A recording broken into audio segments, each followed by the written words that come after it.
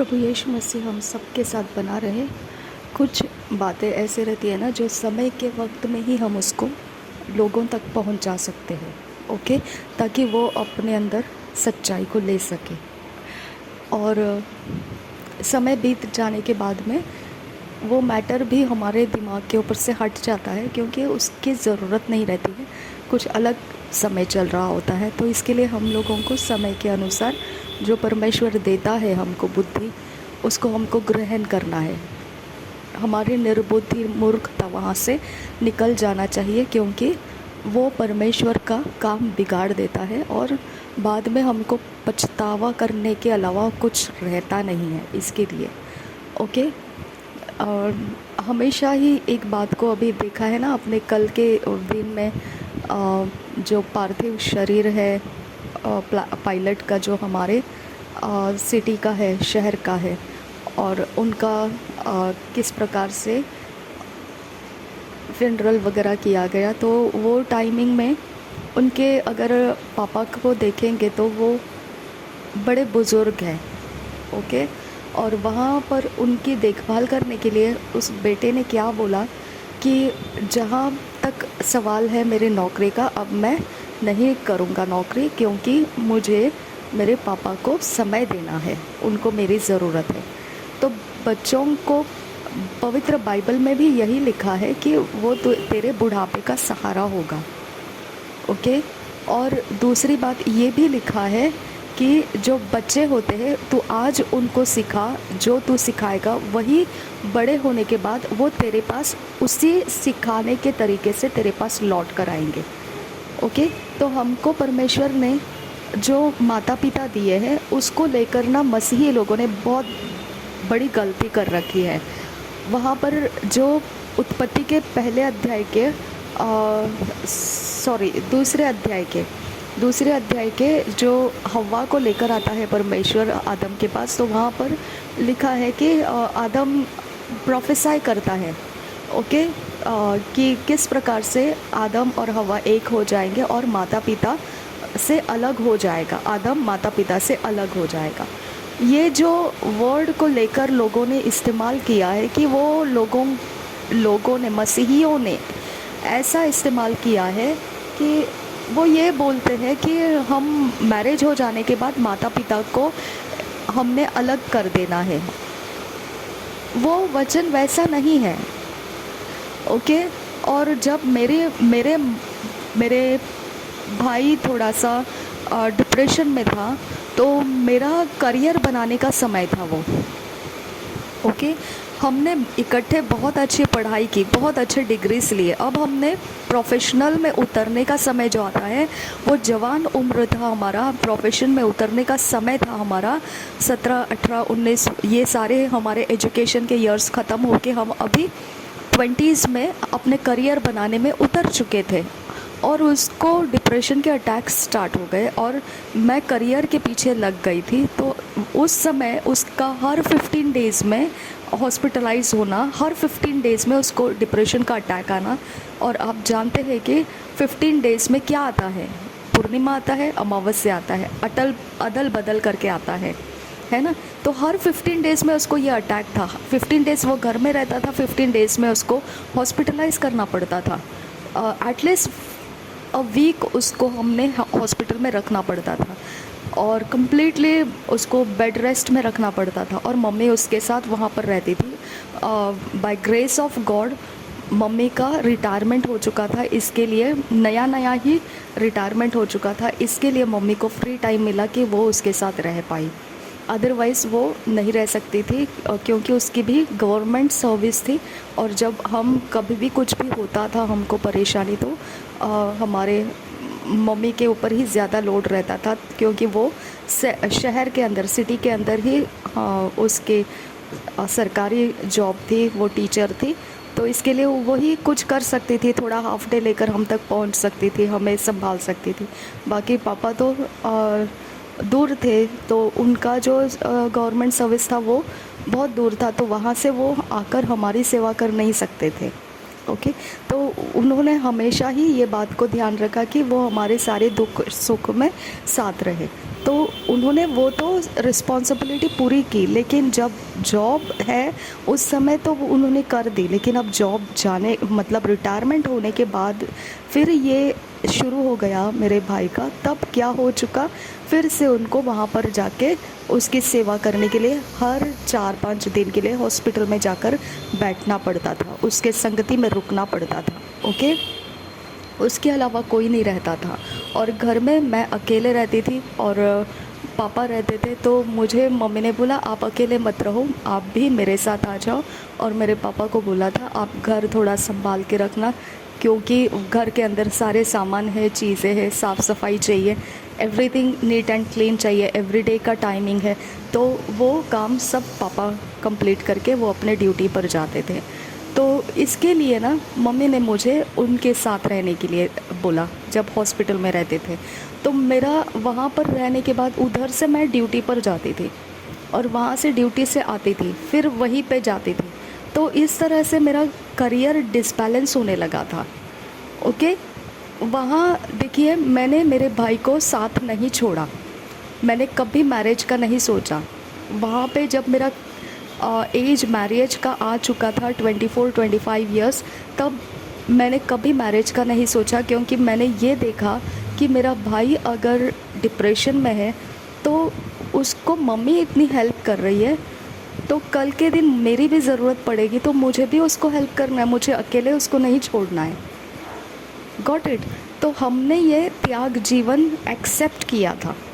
Okay, और हम उसी समय, वही समय था कि हम लोगों का लाइफ में इतना बड़ा ट्रांसफॉर्मेशंस आ गया था कि हम लोगों को मालूम पड़ा परमेश्वर कौन है और हमारे जीवन का आनंद बढ़ गया। हमने परमेश्वर के हाथों में मेरे भाई को सौंप दिया और हम खुशी खुशी से उसके सारे दुख और दर्द को झेलते गए, क्योंकि उस समय अनुग्रह इतना नहीं था, हमारे तक नहीं पहुंचा था कि उसको डिलीवरेंस मिल सके। ओके, तो वो अनुग्रह होते हुए भी हमारे हाथ नहीं लगा। हमारे ही शहर के अंदर अपोस्टल रहते थे, अपोस्टल जी का एक चर्च था हमारे शहर में, बहुत नाम था उनका, लेकिन हम फिर भी उन तक पहुंच नहीं पाए हमारे भाई के डिलीवरेंस के लिए। ओके, अब सारे वो लोग हमारे साथ रहते हुए भी नहीं पहुंच पाए। देखिए मैं यहाँ पर आपको क्लियरिटी दे रही हूँ कि इंसान का अंडरस्टैंडिंग कितना नुकसान कर देता है, और यही नुकसान को आज मैं आपको बता रही हूँ। ठीक है, तो वो तो खो गया, मैंने उसको तो खो दिया मैंने, लोगों के अंडरस्टैंडिंग गलत रहने की वजह से। उनके अंदर ये था कि ये हमारे चर्च के मेंबर नहीं बनती, हमने क्यों इसको हेल्प करना है। Got it. ये तो हमारे चर्च की मेंबर नहीं बनती है, ये तो बस मिशनरी कामों के लिए दूर दूर निकल जाती है, उनकी ही सेवा करती है, हमारे यहाँ का कुछ भी भार नहीं उठाती है, तो फिर हमने क्यों इसको हेल्प करना है। ये बस पास्टरों के पीछे भागती रहती है, ये बस डिलीवरेंस मिनिस्ट्री को ढूंढते रहती है। अरे ये सारी चीज़ें आप लोगों का मेंटालिटी में रख कर आप लोगों ने इतना बड़ा नुकसान करके रखा है मेरे लाइफ का, है ना। लेकिन फिर भी मैं उसको आपको गिनती नहीं करवाऊंगी। ओके, मुझे बहुत क्लियरली दिखाई देता है ना कि जहाँ पर मेरा बपतिस्मा हो गया, मेरा ट्रांसफॉर्मेशन हो गया, उस बात को मेरे अलावा और परमेश्वर के अलावा कौन जान सकता है, कौन भले तरीके से जान सकता है, कोई नहीं। ओके, सामने आपके सामने जो होता है वो आपको आपका दिमाग इंटरप्रेट करके देता है, लेकिन मेरे साथ, मेरे पर्सनली, मेरे स्पिरिट में, मेरे सोल के अंदर, मेरे बॉडी के अंदर क्या होता है ये स्वर्गदूत भी नहीं जानते हैं, परमेश्वर के अलावा और मेरे अलावा कोई नहीं जानता है। मनुष्य क्या जानेगा इसके बारे में। हालेलुया। लेकिन वहाँ का जो मेरा डायरेक्शंस था, पवित्र आत्मा लेकर जा रहा था मुझे, वो डायरेक्शन को लोगों ने इंटरफियर कर दिया। नहीं नहीं नहीं, इसको तो हमने गॉस्पल दिया था, इसको तो हमारे चर्च में आना चाहिए था। वो टाइमिंग में वो लोगों ने मेरा हाथ छोड़ दिया। वो टाइमिंग में मेरा भाई डिप्रेशन में था और वो टाइमिंग में मुझे उसकी ज़रूरत थी कि कोई मुझे उसमें से बाहर निकाले। और उस टाइमिंग के वक्त में जो लोगों ने मुझे वचन दिया था, मुझे काउंसल किया था, मुझे उद्धार के बारे में बताया था, मेरे दिमाग में तो कुछ भी नहीं गया था। ओके, मैं जस्ट सिंपली मैं उनको हाँ में हाँ करती थी, बाकी छोड़ देती थी, क्योंकि मेरा वो काम ही नहीं था, उद्धार मेरा काम नहीं था। ओके, और मुझे वर्ल्डलीनेस में था कि मुझे करियर बनाना है, मुझे घर के लिए सपोर्ट होना है, एवरीथिंग मेरा वो डायरेक्शन था। ओके, मुझे बिल्ड होना है, मैं हमेशा की तरह नहीं होना है, मुझे अलग होना है, मुझे चेंज होना है, मुझे ग्रोन पर्सन की तरह रहना है। तो इस तरह से मेरा सारा वर्ल्ड के अंदर के हिसाब में मैं अपने आप को स्टैंडर्ड्स में बनाते जा रही थी। तो मुझे उद्धार का क्या मतलब है? कुछ भी नहीं है, राइट। तो इस तरह से मेरा माइंडसेट उस दिशा में था, और मेरा बिल्कुल ये बात नहीं था कि उद्धार क्या है, वचन क्या है, परमेश्वर क्या है। मुझे कोई परवाह नहीं थी वो सब बातों की। हाँ, मैं यीशु मसीह के साथ एक डीप रिलेशनशिप में पहले से ही थी, मैंने आपको बताया है वो बातें, लेकिन इसका मतलब ये नहीं कि इनके तरह मैं सिर्फ प्रभु प्रभु प्रभु करते बैठूं। ओके, तो वो मेरे साथ नहीं था। मैं बहुत बेस्ट तरीके से वर्ल्ड के अंदर अपने आप को सेट करने के पीछे लग चुकी थी, जबकि हो नहीं रहा था मुझसे, वो सेटिंग हो नहीं रही थी। लेकिन वो तो समय रहता है कि अगर आपने उड़ान भरी है तो कुछ तूफान आएंगे, तो सेटिंग के अंदर हमको थोड़ा रुकना पड़ता है, उसके बाद धीरे धीरे धीरे वो नॉर्मल स्पीड हम पकड़ सकते हैं, है ना। लेकिन मुझे उस समय उतनी अकल नहीं थी, मैं कम्प्लीटली हार चुकी थी, और मैंने परमेश्वर में अपने आप को समर्पित कर दिया। वो समर्पित होना, फिर उसके बाद बपतिस्मा होना, फिर उसके आगे परमेश्वर के काम में लग जाना, पवित्र आत्मा की अगुवाई में चलना, ये तो अब 25 इयर्स हो रहे हैं इस बात को, ठीक है। तो यहाँ पे उस समय जितने लोगों ने मुझे वचन सुनाया था, जो लोग मेरे लिए प्रार्थना किए थे, जो लोग मेरे घर में विज़िट किए थे, इतने ज़्यादा भयंकर ऑफेंड हो गए कि उन्होंने ये तक बोल दिया कि अगर आपके घर का इंसान कोई मर जाता है तो हम उसको बरी करने के लिए भी, गाड़ने के लिए भी नहीं आएंगे, क्योंकि आप हमारे साथ वफ़ादारी के साथ नहीं रहे। अब ये वफ़ादारी दूर की बात है, पहली बात तो उद्धार क्या है वही मुझे पता नहीं था, तो इनके उद्धार के लोगों के साथ वफ़ादारी क्या होती है मुझे कैसे पता चलेगा? ओके, लेकिन मैं आपको बताती हूँ, मैंने हमेशा पवित्र आत्मा के हृदय से अपने अंदर देखा, तो जो पवित्र आत्मा है वो मेरा डायरेक्शन बनता गया। लोग क्या कर रहे हैं मेरे से, उसके लिए मेरे अंदर से थैंक्स गिविंग निकलता है, लेकिन जो पवित्र आत्मा चाहता है वो मेरा डायरेक्शन बन जाता है। चाहे 10 खड़े हैं सामने कुछ भी प्रोजेक्ट्स, लेकिन पवित्र आत्मा मुझे उनमें से एक भी नहीं चुनाएगा और कुछ अलग जगह में मेरा मुंह फेर कर लेकर जाएगा, तो इसमें मेरा दोष नहीं है।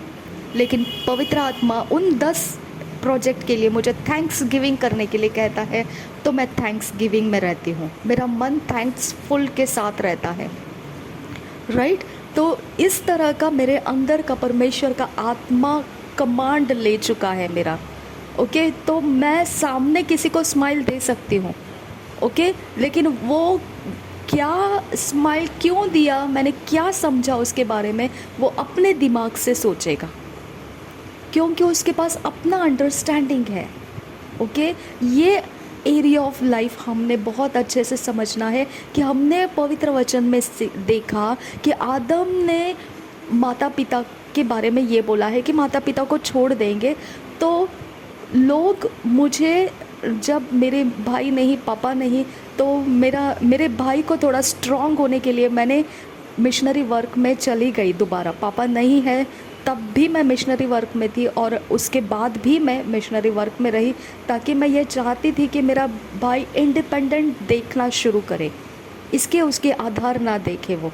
ओके, ये तरीके से मैंने मिशनरी वर्क में अपना स्टेप डाल दिया दोबारा से, और मैंने उसको बोला अब आपने अपने अंदर से डिसीजन लेना है कि ये जगह ज़मीन छोड़कर हमको निकल जाना है, ज़िद नहीं लगाना है। अगर आपको यहाँ सूट नहीं होता है, आपको जगह चेंज करने की ज़रूरत है।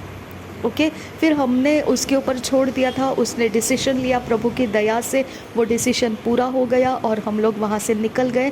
फिर मैंने बोला अब तुझे जो हेल्प चाहिए मैं तुझे दूंगी, क्योंकि तेरा माइंड वहाँ से फ्रेश हो ही नहीं रहा है। तो ये अब जगह है, थोड़ा चेंज आ गया है, अब यहाँ पे तू एक न्यू स्टार्ट ले सकता है। तब मैंने 1 साल उसके लिए रुक गई। 2009 में मैंने 2009 को मिशनरी काम मैंने स्टॉप किया। 2010 में बाइबल कॉलेज कर लिया और उसने मुझे बोला नहीं अब तू मैरिज कर ले, क्योंकि मुझे वही तेरा बर्डन है, बाकी हम लोग मैं और मम्मी संभाल लेंगे। तो मैंने मैरिज के लिए भी हाँ बोल दिया, मैरिज के लिए सब कुछ रेडी भी हो गया और फिर बाद में उसने एक्सीडेंट कर लिया। ओके, तो इसके लिए अब वो समय ऐसा हो गया ना कि मेरे पास आगे जाने का सब उथल पुथल दिख रहा था, कुछ भी सही नहीं दिख रहा था। मैं आगे देख रही हूँ तो डर जा रही हूँ, क्योंकि कोई मुझे कंट्रोल में रखने वाला नहीं है। ओके, और पीछे देख रही हूँ तो हमारे पीछे इतने सारे अटैक्स, हमको जैसे फाड़ खाने के लिए ढूंढते फिरते हैं वैसे हमारे पीछे लगे हुए हैं। तो मैं मम्मी को देखकर कुछ डिसीजन लिया कि मैंने बोला नहीं, एक एल्डर पर्सन हमारे अंदर रहना चाहिए, हमारे घर के अंदर की बात को जो सुन सके, जो हमारा फ़ायदा नहीं उठाएगा। ओके, तो मेरे साथ जो भी मैरिज करेगा वो हमारे घर के अंदर का इंसान रहेगा, तो मैं उसके साथ है, वो मेरे साथ है, तो वो ज़रूर मेरे मम्मी मेरी बात को सीक्रेटली प्राइवेसी में सॉल्व करना जानता रहेगा, है ना। तो हमने वो डिसीजन लिया कि हमको बच्चे नहीं चाहिए, लेकिन हमको एक पुरुष चाहिए जो हमारे ऊपर कंट्रोल रख सके, कि हम बहक ना जाए, भटक ना जाए, व्यभिचार में ना पड़ जाए। ओके, हमको बाउंड्री में डाल दे कि अब हम इस एक इंसान के साथ रहना है। ओके, लेकिन इसके अलावा मेरे मम्मी के लिए और मुझे मार्गदर्शन करने वाला, क्योंकि हमारे पास प्रॉपर्टी है, हमारे पास आगे का फ्यूचर है, हमने क्या करना है, कैसे समझेगा, है ना। तो इसके लिए हमने क्या कर दिया, वो एक डिसीजन ले लिया इस परिस्थिति को देखकर कि हमारा सहारा कोई नहीं है, लेकिन जिसके साथ मैं मैरिज करूँगी वही अभी हमारे घर के अंदर का मेन सहारा बन जाएगा। जो एक पुरुष इंसान का दिमाग रहता है वो हमको कवर करेगा, गाइड करेगा। ओके, हमको आगे बढ़ने का रास्ता बताएगा। तो उस तरह से मैंने वो डिसीजन लिया था। तो वो टाइमिंग में जब मैंने पवित्र आत्मा से भरे हुए लोगों के बीच में से जो एक प्रॉफिट आए थे, प्रोफेसी किए उन्होंने, प्रॉफिटेस थे वो, जो भविष्यवाणी करते हुए आई थी, वहाँ से दोबारा वो भविष्यवाणी के ही लोग मेरे लिए गाइड बन गए। तो मिशनरी काम के वक्त में वो ही आ गए और उन्होंने बाहर से आए थे, वो सिटी के नहीं थे जहाँ पर मैं थी, बाहर से आए थे, विज़िट के लिए आए थे। तो उन्होंने मुझे प्रोफेसाई कर दिया। उन्होंने बोला आप यहाँ क्यों आए हैं। सबसे पहले तो ये आपके लिए था नहीं, ये रिश्ता, ये जगह और ये काम आपके लिए नहीं था, मैरिज का काम आपके लिए नहीं था। परमेश्वर ने आपको सिंगल रहने के लिए बुलाया था। ओके, और आज मैं समझती हूँ उस बात को कि परमेश्वर सिंगल रहने का कितना महत्व देता है। उसे पवित्र कहता है वो जो सिंगल रहता है। ओके, और जो सेकेंडली मैरिज में है लेकिन फेथफुल है, अपने हस्बैंड वाइफ दोनों एक दूसरे में फेथफुल है, उसको भी वो पवित्र कहता है। ओके, तो इसके लिए ये एक सिंगलनेस का मुझे परमेश्वर ने अभिषेक किया था। सच में मेरा माइंड कभी भटकता नहीं था कोई चीज़ों में, क्योंकि मेरे पास परमेश्वर का आत्मा स्थिरता देता था। जब मेरा मैरिज करने का टाइमिंग था तब लोग मुझे भटका देते थे। ओके, लोग मेरे अंदर से मुझे क्या कहते हैं ना, खिलौना समझते थे कि अब जवान उम्र है तो हो सकता है ये ऐसे ही बहक जाएगी। तो मैं बहक जाती थी, मुझे लगता था हाँ ये लड़का अच्छा है, हाँ ये लड़का अच्छा है, हाँ ये लड़का अच्छा है, लेकिन एक्चुअल में देखा जाएगा तो वो मैरिज के लिए नहीं, वो मुझे भटकाने के लिए था। ओके, वो रियल हार्ट का पर्सन नहीं रहता था। तब मैंने समझ लिया कि नहीं, ये तो हमको सिर्फ भटकाने वाले लोग हैं, रियलिटी इन लोगों के अंदर नहीं है। ओके, फिर मैंने छोड़ दिया वो सारी बातों को। मैंने बोला नहीं, परमेश्वर से बढ़कर हमारे लिए और कोई नहीं है जो हमें गाइड कर सकता है। ओके, तो ये कच्चे उम्र का जो मसीही रहता है, कितना टेम्पटेशंस, कितना ट्रायल्स उसके लाइफ में रहता है, कितना हार्डशिप रहता है उनके लाइफ में, है ना। तो ये सीधा रास्ता नहीं है। लोग एक दूसरे को देखकर सच में कॉपी कर सकते हैं, लेकिन उसका बैकग्राउंड में जो स्ट्रेंथ है, वो स्ट्रेंथ के बिना उनका लाइफ सिर्फ कॉपी रहेगा और कॉपी कैट हो सकते हैं वो, लेकिन रियलिटी में ट्रुथफुली वो हमारे जैसे नहीं बन सकते हैं।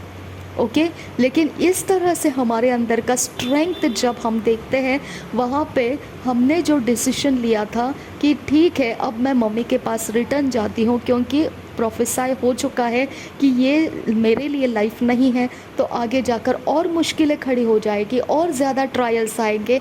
उससे पहले ही मैं इसमें से बाहर निकलूँगी और मैं मम्मी को सहारा बनूँगी। ओके, मेरा मकसद वही था कि मैं मम्मी को सहारा बनूँ। ठीक है, और ये तरह से मैंने फिर बॉयकॉट कर दिया अपने लाइफ में से मैरिज को, और मैं बाहर निकल आई और मैंने मम्मी का सहारा बन गई। तब मुझे इतना परेशान किया लोगों ने, इतना परेशान किया कि आप मैरिज में हो, आप लौट जाओ, मम्मी तो अकेले रह सकती, लौट जाओ, वो आपका फ्यूचर नहीं है। वो इतना ज़्यादा मुझे टॉर्चर किया लोगों ने, इतना ज़्यादा कि पूछो मत, कि उन्होंने प्रेयर्स तक किए कि मैं यहाँ से निकल जाऊँ और मम्मी को अकेले छोड़ दूँ। जब कुछ भी नहीं बना तब मम्मी को हटा देने की योजना बना दी। जब भी कोई आता था घर के अंदर, वो मम्मी को एकदम कड़वे नज़र से देखता था कि आप इतने बुज़ुर्ग हैं, समझदार है, आपको समझ में नहीं आता है, मैरिड बेटी है, उसको जाने देना है अपने घर में, पकड़ के बैठी है। ऐसे प्रकार के इंटेंशन से मम्मी को वो देखते थे। ओके, तो आपको मैं बताना चाहती हूँ यहाँ पर कि मम्मी और डैडी, मम्मी और पापा, माता और पिता, मेरे मसीही भाइयों और बहनों, तुम्हारे सिर के ऊपर बिठा के चलाने वाली चीज़ें हैं। ओके, उनको मैरिज हो गया इसके लिए दरवाजे के बाहर वाले रास्ते ना दिखाए। ये समय परमेश्वर ने हमको दिया है कि हम इस बात को आगे लेकर आए। ओके, क्योंकि ये ज़रूरी काम है कि हम जब जवान हो जाते हैं तो हमारे लिए बहुत ज़्यादा लोग ऐसे रहते हैं कि हमको बहुत सारा जिम्मेदारी उठाना पड़ता है, हमको बहुत ज़्यादा चीज़ों के बारे में ध्यान रखना पड़ता है। ओके, हमको बहुत ज़्यादा बच्चों का ख्याल रखना पड़ता है, उनके सारे कामकाजों में हमको बहुत ज़्यादा समय देना पड़ता है, और फिर माता पिता का बोझ, वो भी तो बच्चों की तरह है, उनका भी बोझ उठाना पड़ता है, राइट। और हम क्या करते हैं, इस बात को नेग्लेक्ट करने की कोशिश करते हैं। जैसे हमारे घर में 2 बच्चे हमने पैदा करके रखे हैं, तो माता पिता और 2 बच्चे समझ लो। ओके, उनको काउंटिंग में लेकर आपको जिम्मेदारी का हिस्सा बनाना है। ओके, पूरे 100% आप बच्चों को नहीं दे सकते, पूरे 100% आप सिर्फ अपना परिवार नहीं बोल सकते। उस परिवार के अंदर आपके माता पिता का भी हिस्सा बनता है, उनको काउंटिंग में लेके आपको बोलना है कि ये मेरा परिवार है। ओके, अब मैं आपको बताती हूँ आदम ने क्या बोला था। वो माता पिता को छोड़ देगा, अलग हो जाएगा, वो मैंने पिछले रिकॉर्ड में आपको समझा दिया है। पिछले रिकॉर्ड में आपने सुना होगा, वहाँ पे ये है कि जब एक हमारा जो बीइंग है, ओके, फिजियोलॉजी, जो हमारा स्ट्रक्चर है, फिज़िकल स्ट्रक्चर है, ओके, उसके चेंजेस मैंने पिछले रिकॉर्डिंग में आपको समझाया। वो चेंजेस के अनुसार माता पिता का हमारे बेटे के साथ जो गर्भ के अंदर कंसीव होने से लेकर मैरिज के बाद जब वो बच्चे पैदा करता है तब तक, ओके, जो एक कवनेंट रहता है, जो एक प्रॉमिस रहता है, जो एक उनके ऊपर ऑरा रहता है, वो ऑरा ब्रेक हो जाता है, वो कैप्सूल ब्रेक हो जाता है। ओके, वो ककून ब्रेक हो जाता है। ओके, अब वो ब्रेक होने के बाद में अब वो स्ट्रेंथ उनको नहीं मिलेगी जो उनके माता पिता के द्वारा उनको मिल रही थी, वो स्ट्रेंथ उनको नहीं मिलेगी। इसके लिए अब माता पिता से वो अलग रहेंगे और वो इनबिल्ट स्ट्रेंथ से अब अपना परिवार आगे लेकर जाएगा। लेकिन तब तक उनके माता पिता का कैप्सूल उनके ऊपर था, वो उस कैप्सूल में थे जहाँ उनके माता पिता के कंसेप्शन से लेकर वो उस मैरिज के अंदर बच्चे पैदा करने तक का समय तक था। ओके, वो कैप्सूल ब्रेक होने के बाद वो स्ट्रेंथ उनको अभी नहीं मिलेगा, वो वहाँ पर लिखा गया है। ओके, अब शारीरिक तौर से माता पिता को काट के आप घर से बाहर मत कर दीजिए। ओके, ये जायज़ फैसले नहीं हैं। वो तरीके का ये वचन नहीं है। ओके, तो मैंने मेरे मम्मी का जब सहारा बनने का और मेरे भाई का अवस्था को सहारा बनी, मुझे प्राउड फील होता है कि परमेश्वर के आत्मा ने मुझे चलाया और मैं वो समय को भली भांति समझ के साथ मैंने पूरा किया। मैंने अपने हर एक जो जिम्मेदारी मेरी अपनी उठाने की थी, मैंने उसको काट दिया, उसको त्याग कर दिया और मैंने मेरे घर के कमज़ोर अवस्था को मैंने हाथ लगाकर उसे संभाल कर रखा। ओके, मैं परमेश्वर के सामने निर्दोष हूँ इसके बारे में। और अब आपको भी ये बात को ध्यान रखना है कि आपने क्या करना है, अपने माता और पिता को अपने साथ काउंटिंग में रखना है। जो 4 रोटी आप खाते हो उसके अंदर आपके माता पिता का भी हिस्सा है। ओके, जो 4 रोटी आप अपने बच्चों की ताकत बढ़ाने के लिए देते हो तो उसमें आपके माता पिता की ताकत बढ़ाने का भी हिस्सा है। ओके, आपकी पत्नी, आपका बेटा, आपका बेटी जो भी रहेगा, उनको जितना आप बढ़ाना चाहते, ग्रोथ में रखना चाहते हैं, एंड प्लस आपको माता पिता का कंप्लीट ख्याल रखना है जब तक वो मिट्टी में मिल नहीं जाते हैं, तब तक, जब तक वो परमेश्वर के साथ संगति में नहीं जाते हैं तब तक। ओके, आपको उनके शरीर का ख्याल रखना द मस्ट है। ओके, मूसा के लिए परमेश्वर ने आरोन को ठहराया था, दाऊद के लिए परमेश्वर ने अब मुझे उसका नाम याद नहीं है, लेकिन दाऊद की सेवा करने के लिए ठहराया था। सारे जो बुढ़ापे में पहुंचे हुए लोग थे उनके सेवा के लिए उन्हीं के जनरेशन का इंसान वहाँ पर था। ओके, तो ये दुर्गंधी मत फैलाओ शरीर का कि माता पिता को अलग कर दो क्योंकि वचन में ऐसा लिखा है। ये दुर्गंधी है, ये बदबू है। ओके, ये बदबू है और ये क्रूएलिटी है, ये क्रूरता है। ओके, ये क्रूरता है, ये परमेश्वर का वचन नहीं है। ठीक है, तो हमने उस बात को सुधार लेना है। और ये कल जो हुआ काम जो मैंने देखा, उसके बाद मैंने इस बात को आप लोगों के सामने लाया कि ऐसे कितने लोग हैं जो गलत अंडरस्टैंडिंग को लेकर माता पिता को अलग कर देते हैं और खुद अपने परिवार, हाँ मेरा परिवार, और वचन में ही तो लिखा है माता पिता से अलग हो जाए। अरे छोड़ो ना वो बात को, नहीं है, वैसा नहीं है, वो वचन वैसा नहीं है। अपने माता पिता को अपना ही अंग मानो। जैसे आप नहाने के लिए जाते तो हाथ को साबुन लगाते हो, पैर को साबुन लगाते हो, सिर को साबुन लगाते हो और क्लीन करते हो, वैसा ही एक अंग आपके माता पिता है। ओके, आपके अंग है वो। जैसे आपके अंग में सारी जगह ब्लड फ्लो होता है, वैसे ही आपके इस अंग में भी आपका पूरा स्रोत आना चाहिए। ओके, आपके बच्चे, आपका पति, आपका पत्नी और फिर आपके माता पिता, ये कंप्लीटनेस है, ये फुलनेस ऑफ क्राइस्ट में है। ओके, इसको तोड़कर अलग नहीं करना है, इतनी क्रूएलिटी नहीं करना है। ओके, ये क्रूरता है, ये क्रूरता बड़ी क्रूरता है और इसमें परमेश्वर नहीं है। ये आपका माइंड का मिसअंडरस्टैंडिंग है, मिस इंटरप्रिटेट कर लिया है आपने वचन को। ओके, तो मुझे तो बहुत सताया लोगों ने कि आप क्यों ऐसा किया, अपना मैरिज त्याग के यहाँ पे आ गए। तो मैंने सही बता दी कि मेरा मम्मी मेरे लिए प्रेशियस है। ओके, और अगर वहाँ पे वो सुरक्षित नहीं है, अगर उस जगह में हमको सिक्योर फील नहीं होता है, तो हम जहाँ सिक्योर फील करते हैं वहाँ पर ही हम रहेंगे। अब इसके बाद अगला मुझे कोई और सेकेंड काउंसलिंग करने के लिए कोई ना आए। जो परमेश्वर मुझे देता है उतना काफ़ी है। ओके, और मैंने अपने आप को स्ट्रॉन्ग रखा और मैंने मम्मी की बड़ी सेवा की, बहुत सेवा की।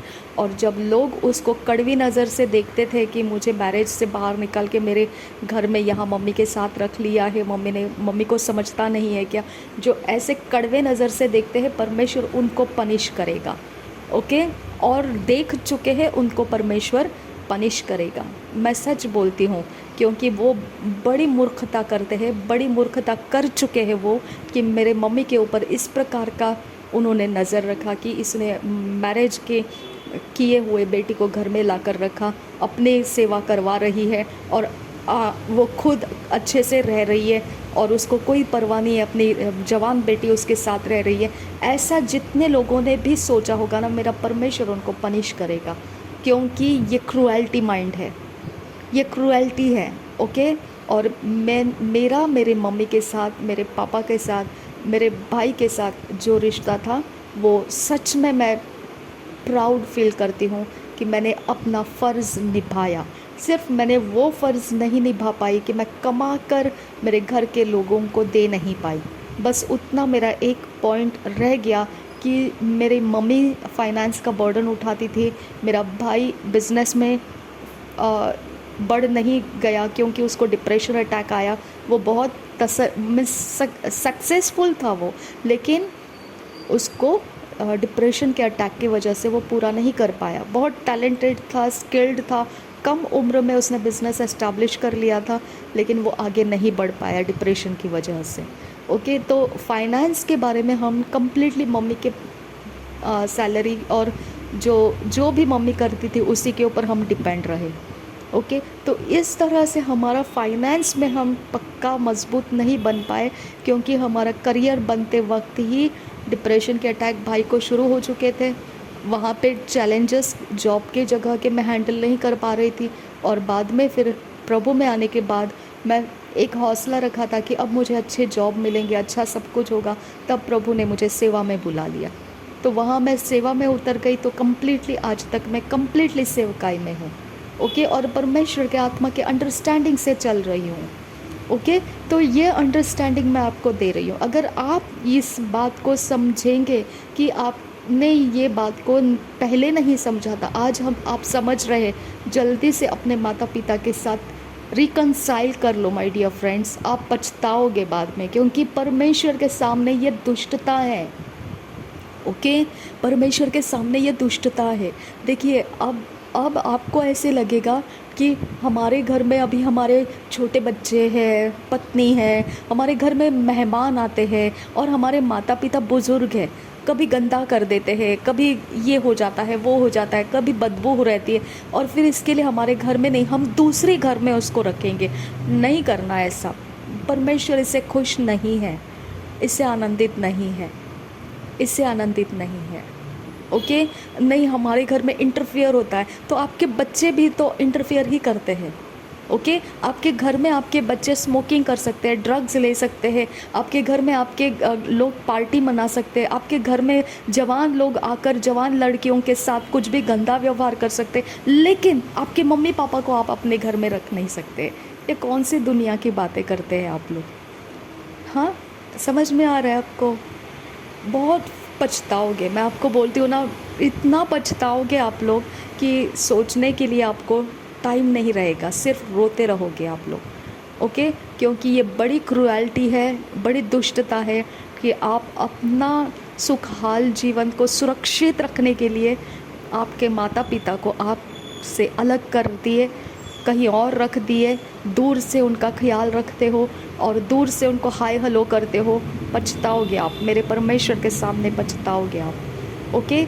अगर आपके घर में कोई कठिन परिस्थिति से गुज़र रहा है, जो अपाहिज है या किसी प्रकार से वो प्रॉब्लम में है, जिसकी वजह से वो अपना खुद का ख्याल नहीं रख पा रहा है ठीक से, और आप उसको निग्लेक्ट कर रहे हो, पछताओगे आप। ये क्रूएल्टी है। ओके। मसीही हो तो मैं आपको बोल रही हूँ। ओके। गैर मसीह है तो आपकी मर्ज़ी है, क्योंकि गैर मसीह होने के बावजूद भी मम्मी पापा वही है जो परमेश्वर के वचन में कहा जाता है। इसके लिए गैर मसीह हो या मसीह हो, लेकिन यही एक रूल सबके लिए है कि अपने मम्मी पापा को अलग मत करो। ओके। उनकी सेवा करो, उनके संगति में रहो, उनके लिए आपको परमेश्वर ने रखा है, आप उनकी सेवा के लिए रखे गए हो। वो आपका एक पार्ट है, रोल है।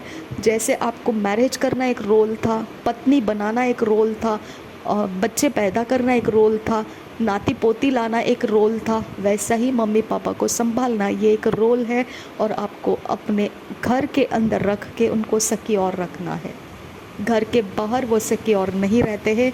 अगर उनको घर के बाहर नहीं रखा है, घर के अंदर रखा है, आप सिक्योर हो, आप जैसा वो सिक्योर है और आप उनको आशीषित कर रहे हैं, वो आपको आशीषित करेंगे। मेरे मम्मी ने मुझे बहुत आशीर्वाद दिए। जब भी मैं उसके मन को आनंदित करती थी तब वो खुशी के साथ मुझे आशीष करती थी, बहुत खुशी के साथ। मेरे भाई को भी मैंने तसल्ली में रखा था, मेरे पापा को भी मैंने तसल्ली में रखा था। ओके, मेरे साथ किसी का ऐसा बैर भावना नहीं आया। मेरे अंदर हमेशा, हमारे अंदर कुछ भी अनबन हो जाता था, लेकिन फिर भी हम जब पड़ जाता है समय, दोबारा हम इकट्ठे एक दूसरे के लिए दौड़ लगाते हैं, हम इकट्ठे एक दूसरे को संभाल लेते हैं। हम तुच्छ नहीं जानते थे एक दूसरे को। ओके, तो वो एक रिलेशनशिप परमेश्वर ने दिया है। माता पिता, बच्चे और बच्चों के मैरिज के बाद उन्होंने भी माता पिता को अपना ही एक अंग समझकर संभाल कर रखना है।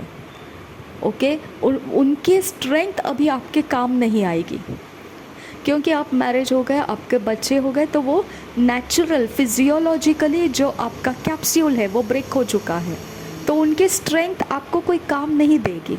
इसका मतलब ये नहीं है कि वो कूड़ा करकट हो गए, अभी फेंक दो उसको उठाकर, ऐसा नहीं है।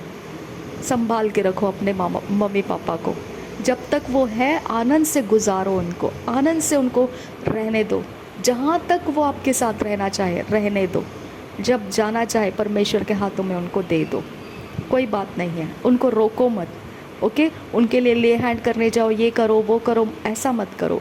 आप उनको जाने का समय है, जाने दो, परमेश्वर के संगति में वो रहेंगे। ओके, जब तक आपके सामने है आप उनकी सेवा को अच्छे से कीजिए। अगर डेथ बेड पर है और बहुत ज़्यादा बीमार से करहा रहे, बहुत मुश्किल में है, तो आप ले हैंड कराइए। ओके, लेकिन अगर अच्छे खासे है तो फालतू में उनको कुछ परेशानी में मत डालिए। परमेश्वर हम सबके साथ है और हमें आशीषित करेगा। हमारे माइंड में मेंटालिटी प्रॉब्लम है, अंडरस्टैंडिंग का प्रॉब्लम है, पवित्र आत्मा का हम नहीं सुनते हैं और हम अपने माइंड में जो इंटरप्रिटेशन आता है पवित्र वचन का उसको ले लेते हैं और उसको लेकर हम काऊ काऊ काऊ काऊ करने लगते हैं। ओके, लेकिन वो असलियत नहीं है, वो दुष्टता है, वो क्रूएल्टी है। ओके, सही ढंग से समझिए, परमेश्वर के आत्मा के द्वारा समझिए और अपने माता पिता का ख्याल रखिए। जो आपके घर के वीक इंसान हैं उनका ख्याल रखिए, वो आपके लिए ज़रूरी है। परमेश्वर आपको आशीषित करेगा इस बात के लिए और बाद में आपको पछताना नहीं पड़ेगा। ओके, आपको प्राउड फील होगा, आपको आनंद महसूस होगा कि जो परमेश्वर का नियम है, नैसर्गिक नियम है, नेचुरल नियम है, आपने उसका पालन किया। परमेश्वर भी आपके ऊपर प्रसन्न रहेगा, वो क्रोध नहीं लाएगा आपके ऊपर। ओके, वो भलाइयों के बदले में भलाई देता है, वो रिवॉर्ड करता है, प्रतिफल देता है, आपको प्रतिफल कमाएंगे आप। ऐसा मेंटालिटी को आप सुधार लोगे तो, अंडरस्टैंडिंग को आप सुधार लोगे तो। ओके, प्रभु यीशु मसीह हम सबके साथ बना रहे। आमीन, आमीन, आमीन।